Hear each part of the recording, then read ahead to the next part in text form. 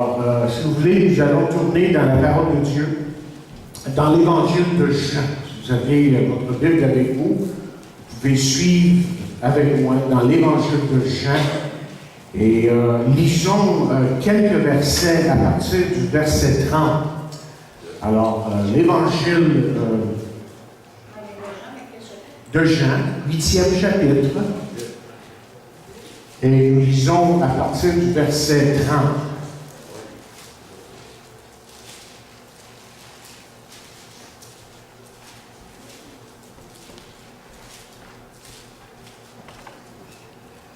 Nous lisons ces paroles. Quand Jésus parlait ici, plusieurs crurent en lui. Et il dit aux Juifs qui avaient cru en lui, si vous demeurez dans ma parole, vous êtes vraiment mes disciples. Vous connaîtrez la vérité, et la vérité vous affranchira. Demandons à Dieu de bénir sa parole.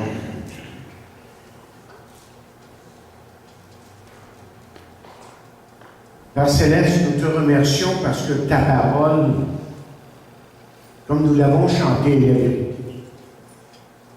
Et nous prions que ce matin, nous sachions reconnaître tes voix. Nous sachions reconnaître ta voix aussi dans nos cœurs, afin que nous puissions nous approcher de toi. Nous avons tous besoin ici que tu parles. Que tu parles à nos cœurs et que tu nous emmènes dans un plus grand amour pour toi. Et maintenant, nous sommes devant toi, devant ta parole. Nous voudrions laisser agir ton Saint-Esprit aujourd'hui, afin qu'il nous dise ce qu'il veut. Et nous saurons te donner l'honneur et la gloire par Jésus-Christ. Amen.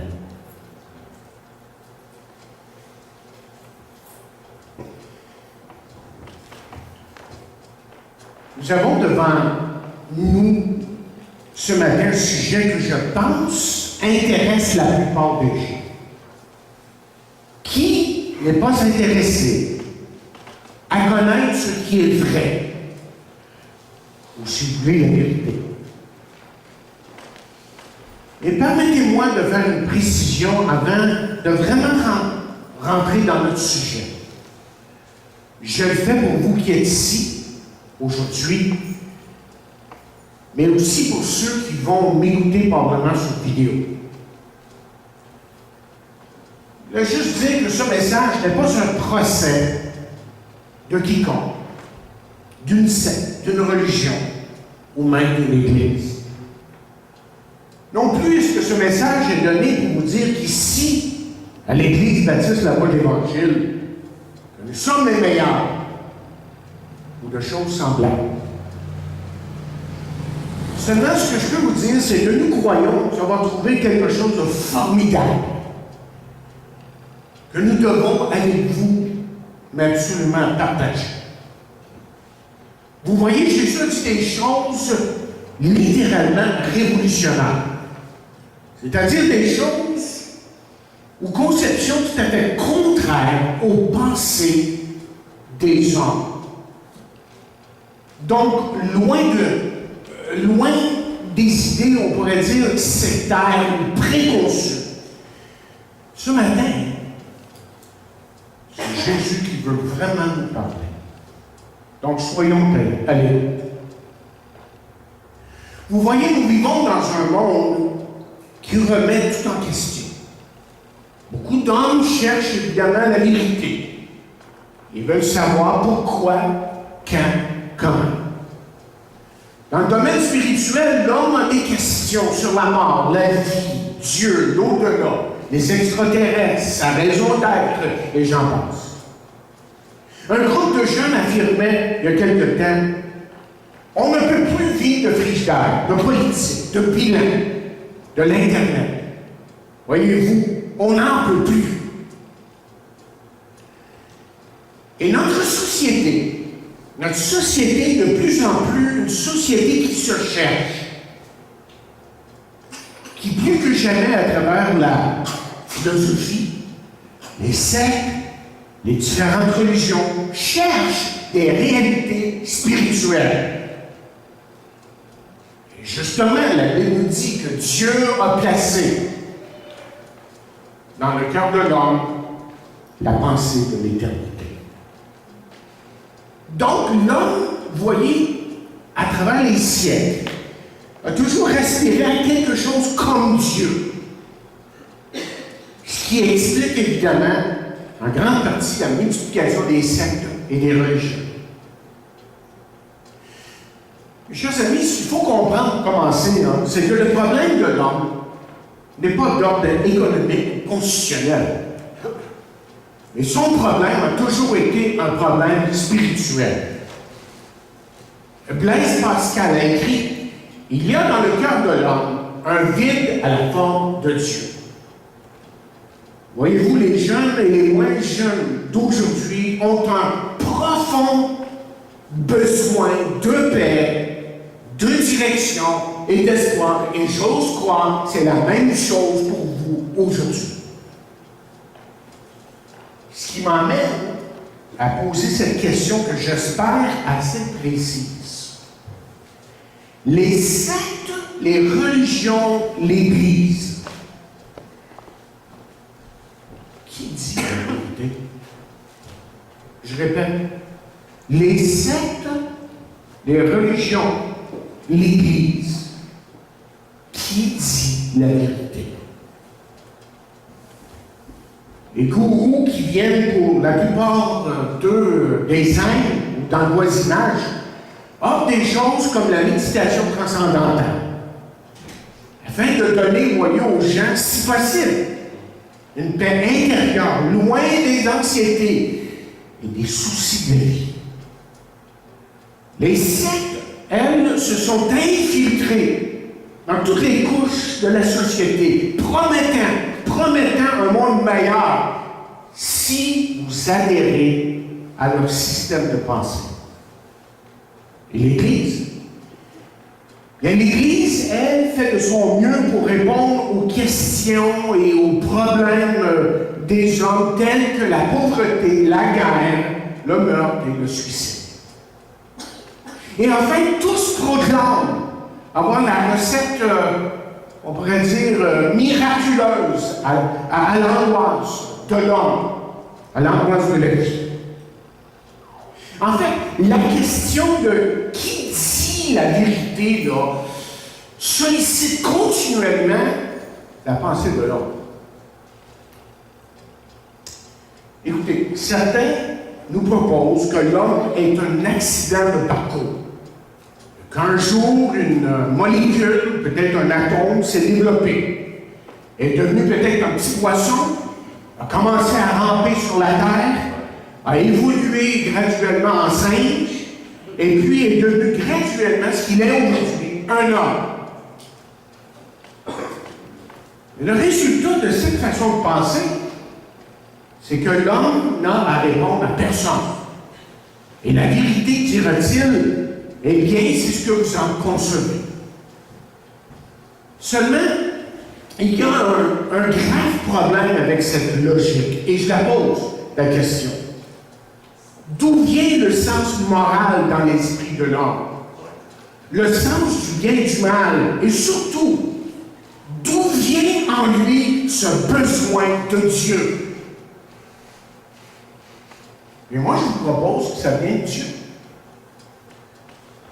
Parce que lorsque Dieu a créé l'homme, Dieu a dit ceci de très particulier et de spécifique. Lorsqu'il a dit « faisons l'homme à notre image ». Et c'est indéniable selon la parole de Dieu. Vous et moi, là, que nous sommes faits à l'image, à son image, donc pour être en communion avec Dieu, pour être en relation avec Dieu.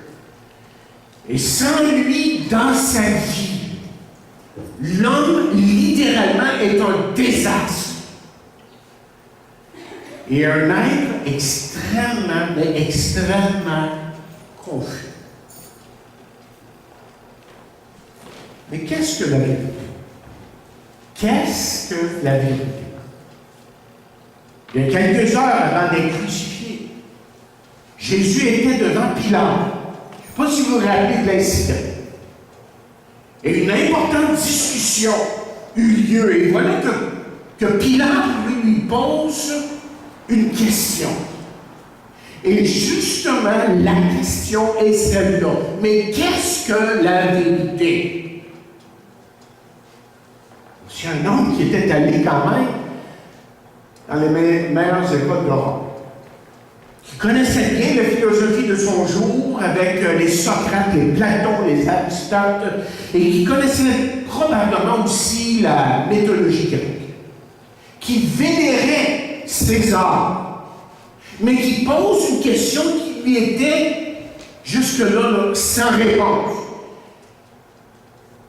Une question qui le hantait, littéralement. Vous voyez, ce ne sont pas seulement les gens ordinaires qui se posent cette question, qu'est-ce que la vérité? Mais l'érudit, l'intellectuel, le religieux, le scientiste, le politicien et beaucoup d'autres.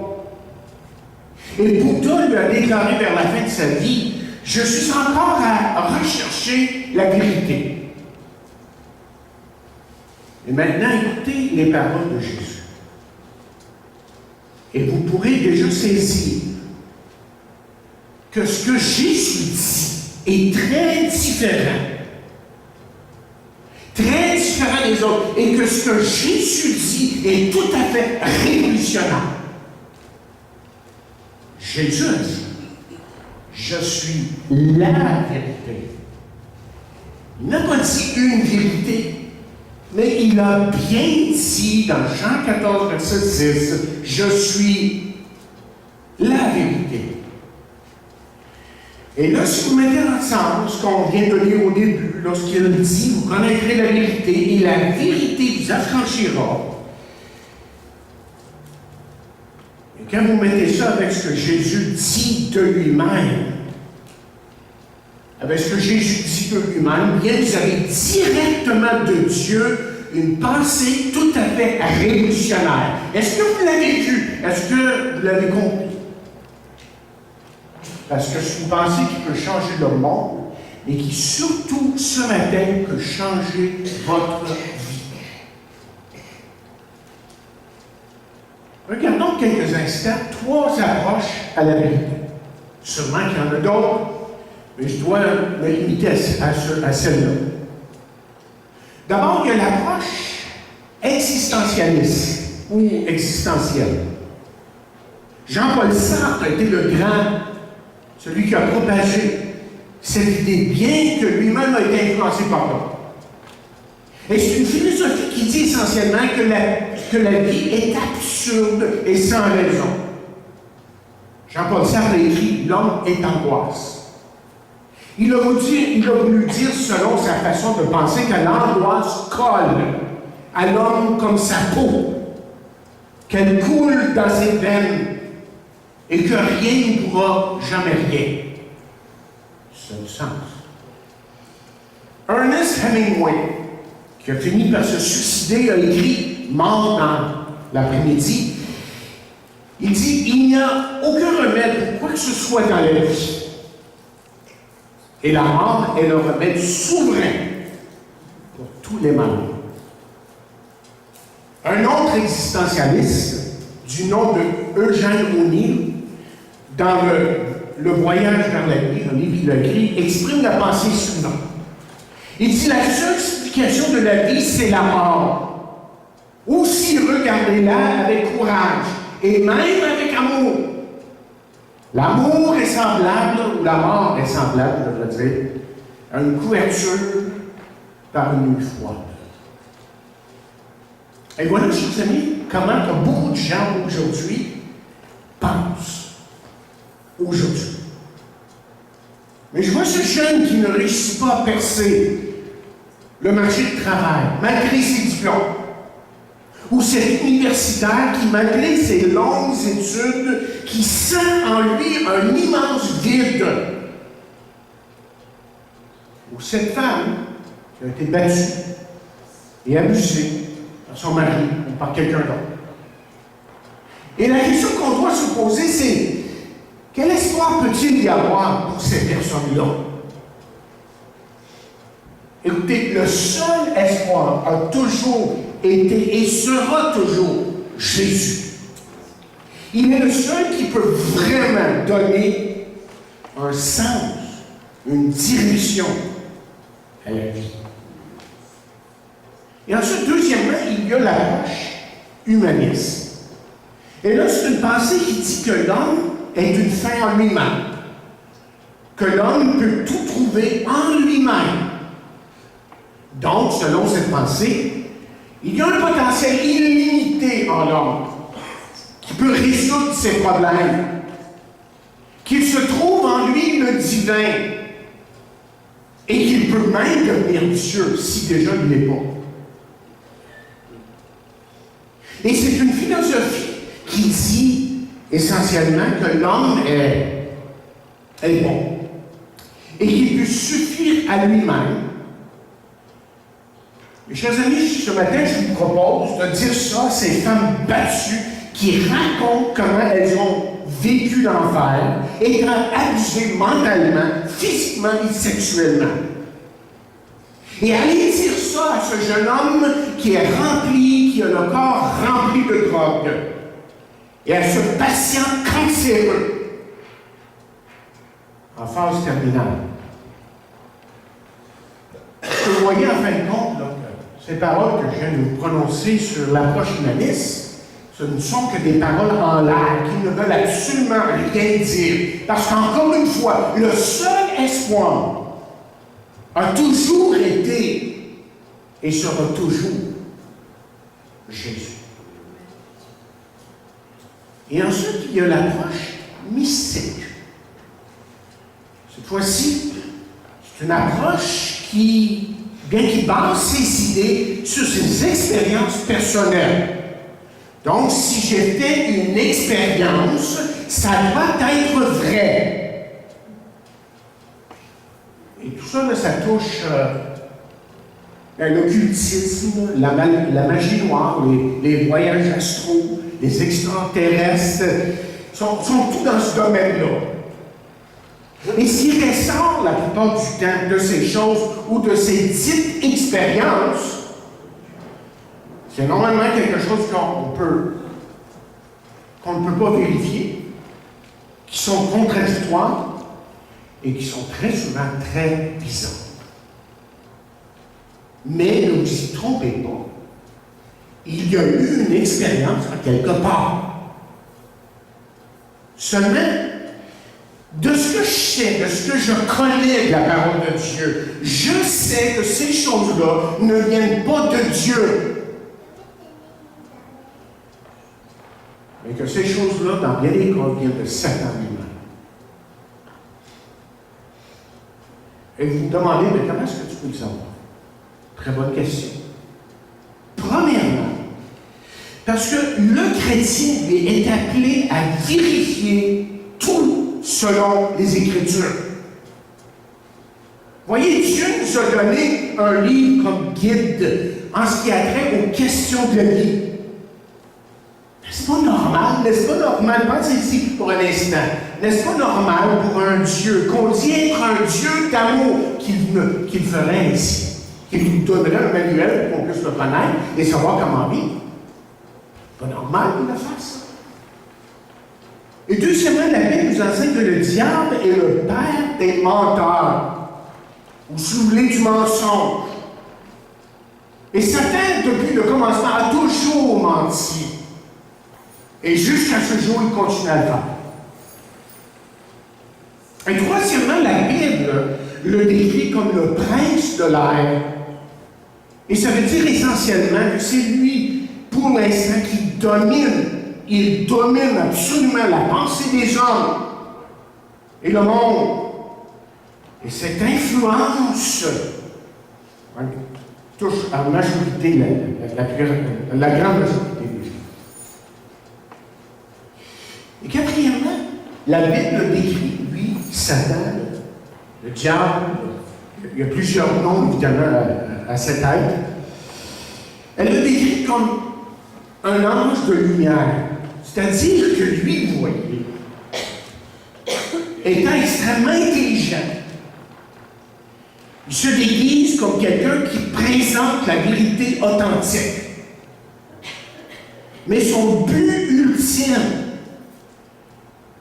c'est que vous faites, oui, des expériences dites spirituelles, tout en vous gardant de celui qui peut vous donner une vraie expérience qui change votre vie. Mes chers amis, j'aimerais vous dire qu'il n'y a rien de plus séduisant, de plus trompeur que de ces expériences dites mystiques.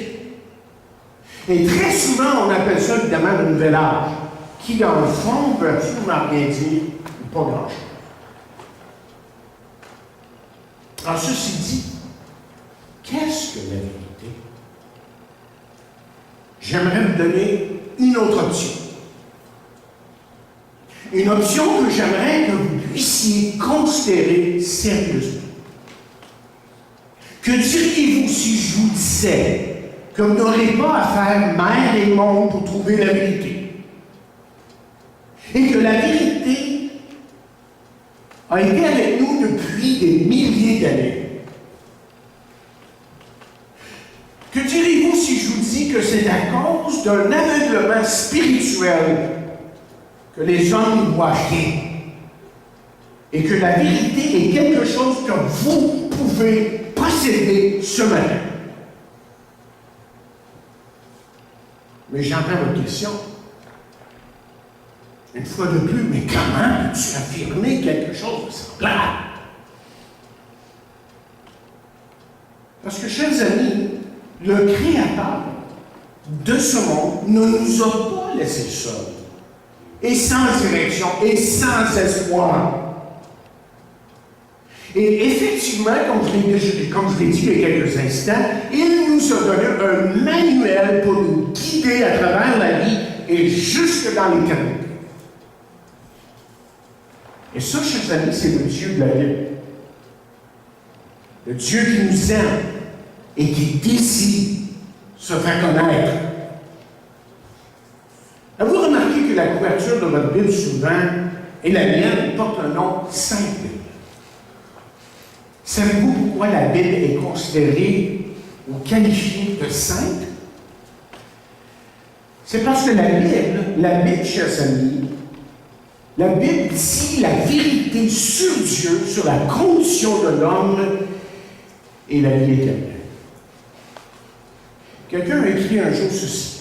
Il dit, dans le monde entier, nous recherchons la vérité. Nous cherchons ce qui est bon, pur, beau, et on le fait, on cherche sur les pierres gravées, sur les manuscrits de parchemin, dans tous les sillons profonds de l'âme, puis épuisés, nous revenons à notre quête pour découvrir que tout ce que nous cherchions se trouvait dans le livre que lisait ma mère. La Bible.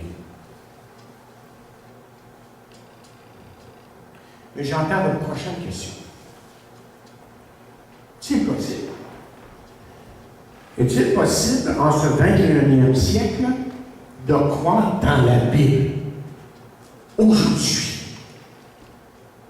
Évidemment, ça demanderait toute une étude, mais je peux vous donner quelques points pour vous guider. Et permettez-moi de répondre brièvement. Premièrement, c'est le livre le plus vendu au monde. C'est le best-seller de tous les temps. On n'a jamais lu un livre comme on a lu la Bible et qu'on continue à faire. Et deuxièmement, c'est un livre qu'on a essayé de détruire et de discréditer, évidemment, depuis des siècles, pas depuis hier. Mais ce livre-là demeure plus que jamais. Troisièmement, dans la Bible, Dieu nous dit de plusieurs façons que la Sainte Bible est la parole de Dieu. Dieu lui-même nous dit. Et Jésus a dit, ta parole est la vérité. Et vous savez quoi? Jésus a été l'homme le plus authentique sur la terre de tous les temps. Et vous savez pourquoi? Parce qu'il était Dieu. Et jamais a-t-il proféré un mensonge. On a essayé de le tromper, on a essayé de le séduire, on a essayé de trouver un moyen pour se contredire. Mais jamais a-t-il dit un mensonge.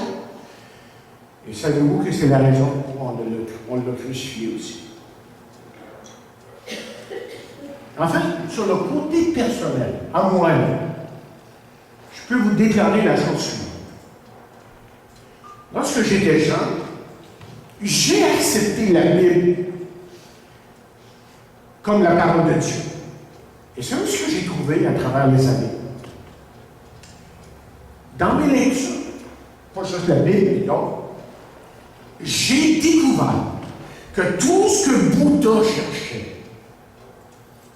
et que tout ce que Mohamed cherchait et que tout ce que les grands philosophes cherchaient se trouvait en Jésus-Christ, le Fils de Dieu. Vous voyez, inévitablement, la Bible conduit les hommes à une personne qui dit toute la vérité, qui ne connaît que la vérité. Et justement, Jésus a dit, je suis le chemin, la vérité et la vie. Nul ne vient au Père que par moi. Qu'est-ce que c'est la vérité? Mes chers amis, c'est Jésus-Christ. C'est une personne, c'est pas une philosophie, c'est pas une religion, c'est une personne qu'on rencontre et qui nous change. Vous voyez, Jésus est la vérité parce qu'il nous dit la vérité. D'abord, il nous dit la vérité sur le péché. Il a dit à la femme adultère, va et ne pêche plus. En fait, la Bible, si on va plus loin, évidemment, la Bible nous montre que ce sont nos péchés qui nous aveuglent. Nos péchés, là, littéralement, nous aveuglent aux choses de Dieu. Nos péchés nous aveuglent littéralement à Dieu. C'est parce qu'on est des pécheurs qu'on ne peut pas comprendre. Et qu'on ne veut pas comprendre plus. À cause du péché, j'ajouterais même ceci, écoutez bien, à cause du péché qui est en nous, et parce que nous sommes des pécheurs, à moins que la grâce de Dieu agisse dans nos vies, la vérité ne nous est même pas accessible. Et c'est ça la vraie question. Comment connaître la vérité? Et aussi, Jésus nous dit la vérité sur la repentance. Vous vous rappelez, il a dit, si vous ne vous repentez, vous périrez. Et la Bible ajoute que le salaire du péché, c'est la mort. La repentance est rendue possible parce que Jésus est mort sur la croix pour nos péchés. La parole de Dieu nous dit ceci, celui qui n'a point connu le péché, l'a fait devenir péché pour nous, afin que nous devenions en lui justice de Dieu. Mais essentiellement, la repentance, c'est d'admettre que vous êtes pécheur et que vous avez besoin de son pardon à celui que vous avez offensé, contre qui vous êtes rebellé. La repentance, en fin de compte, ce que la Bible, ce que Jésus essaie de nous faire comprendre, c'est que la repentance nous dirige, nous emmène, nous conduit à la vraie liberté. Mais troisièmement, Jésus nous dit la vérité sur la conversion. Jésus a dit ceci, je vous le dis en vérité, si vous ne vous conversez et si vous ne devenez pas comme un petit enfant, vous n'entrerez point dans le royaume de Dieu. Et le mot conversion veut dire simplement changer de direction. Autrement dit, chers amis, aujourd'hui, Dieu vous appelle à vous tourner vers lui. Et lorsque vous vous tournerez vers Dieu et que vous vous repentirez de vos péchés et que vous ferez confiance à Jésus comme votre Sauveur et Seigneur, alors vous connaîtrez la vérité. Et là, la vérité va commencer à vous affranchir. La vérité va réellement commencer à vous changer en pensée et en action. Et vous vivrez alors aussi la plus belle expérience de votre vie, c'est-à-dire ce que la Bible appelle la nouvelle naissance. Jésus a aussi dit, je suis venu afin que les brebis aient la vie et qu'elles soient dans l'abondance. Et ça veut dire ça tout simplement que Jésus vous promet nous promet une vie avec un sens, avec une signification. Et les gens cherchent aujourd'hui, ils veulent savoir, mais ça signifie quoi d'être là aujourd'hui? Mais quand on rencontre Jésus, c'est là qu'on découvre que la vie peut avoir une signification, une direction, et qu'il y a dans la vie, malgré tout ce qu'on peut vivre, un espoir. Et qui veut pas ça? Mais qui veut pas ça? Essentiellement, ça prend mal aussi. Pour dire, mais non, c'est pas ça que je veux. Donc, tous les hommes aspirent à ça. Et c'est exactement ce que Jésus offre aux hommes. Ce que Jésus est capable de donner aux hommes. Écoutez encore une fois les paroles de Jésus lorsqu'il dit « Celui qui croit au Fils a la vie éternelle, et celui qui ne croit pas au Fils ne verra pas la vie. Mais la colère de Dieu demeure sur lui. » J'arrive à la fin. Mais permettez-moi cette question. Est-ce que Jésus-Christ est votre sauveur ce matin? On a demandé un jour au grand théologien Karl Barth quelle était pour lui là, la plus grande vérité qui avait jamais traversé sa vie, son esprit. C'est quoi la plus grande vérité qui t'a traversé l'esprit? Un homme extrêmement profond. J'ai lu plusieurs de ses livres, ses écrits, c'est incroyable. Il faut prendre son temps pour lire cet homme-là. Mais un homme qui a une profondeur dans les choses de Dieu, mais incroyable. Et là, on dit que les étudiants retenaient leur souffle, s'attendant à une réponse magistrale, profonde et complexe. Et puis, le théologien a levé sa tête toute grisonnée. Et il s'est mis à regarder tous les étudiants, un après l'autre. Et vous savez ce qu'il a dit? Il a dit, Jésus m'aime, car la Bible me le dit. Jésus m'aime, car la Bible me le dit.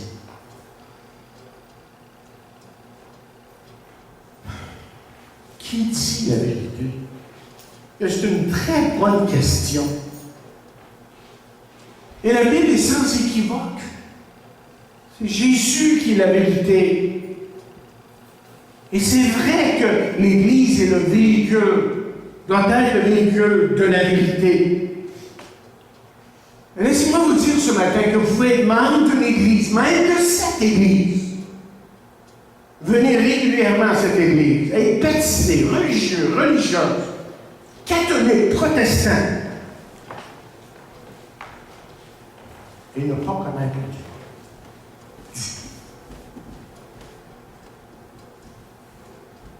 Laissez-moi vous le dire sans détour.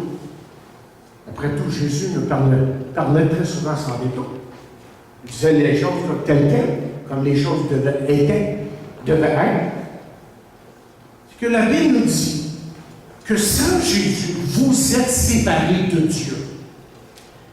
Et en termes très explicites, vous êtes perdus sans Jésus.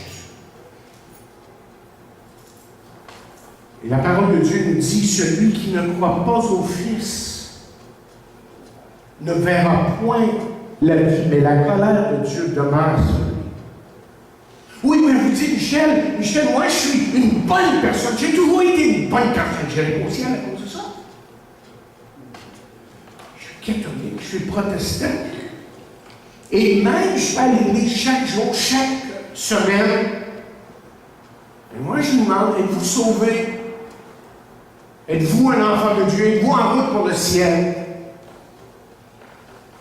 Je dis souvent, on ne naît pas marié. Et c'est la même chose en tant que chrétien. On ne naît pas chrétien.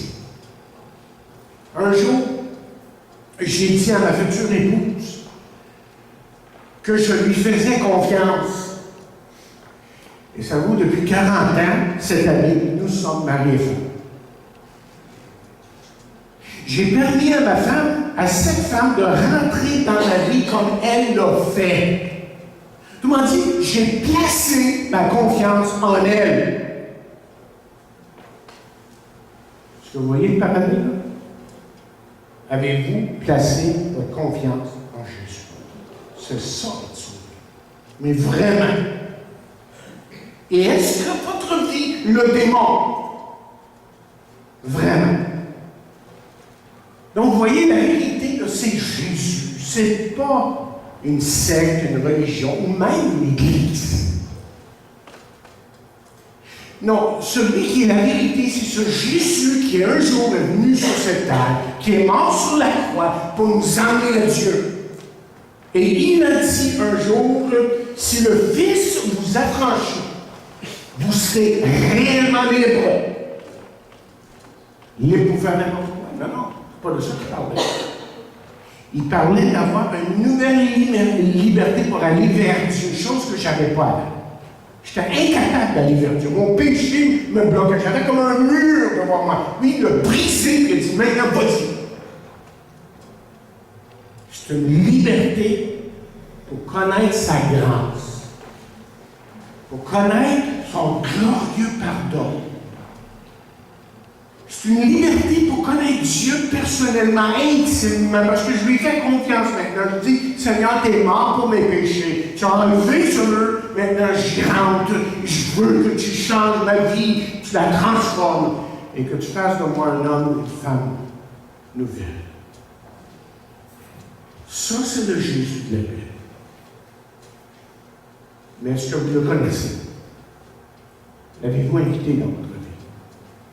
Vraiment. Vous pouvez lui dire tout simplement, Seigneur Jésus, je sais que je suis un pécheur. Parce qu'on est tous des pécheurs. On a juste à se regarder pour une seconde. Et c'est pas dur à voir. Tous pécheurs. On peut lui dire aussi, Seigneur, je suis pécheur. C'est vrai, je m'en rends à l'évidence, là. Et je te remercie que tu es mort sur la croix. Que tu as pris tous ces péchés, passés, présents et futurs, et que maintenant je peux être en route vers le ciel. Et celui qui place sa confiance en Jésus découvre le Jésus de la vérité, le Jésus qui le dirige directement à une relation, à une communion intime, réelle avec Dieu. Priez. Dieu notre Père, encore une fois, nous te remercions pour ta parole. Et pour celui qui est ici, ou qui écoute peut-être par vidéo, qui a besoin aujourd'hui de te regarder en face et de reconnaître ce qu'il est, pécheur. Et reconnaître que tu es venu pour lui donner la vie éternelle. Maintenant, puisses-tu continuer ton œuvre dans sa vie, dans leur vie? Parce que nous savons que tu continues à faire ici par ton Saint-Esprit. Et nous te remercions pour ta parole ce matin encore une fois, par le nom de Jésus et pour sa vie.